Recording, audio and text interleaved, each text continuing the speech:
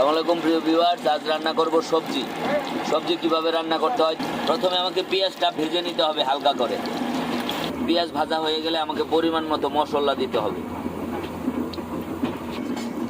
হলুদ, মরিচ, লবণ, পরিমাণ মতো মশলা দিয়ে পানি দিয়ে মশলা দিয়ে কষাই নিতে হবে তরকারিটাকে। সবজি রান্না কষানো হয়ে গেলে আমাকে সবজি দিয়ে দিতে হবে।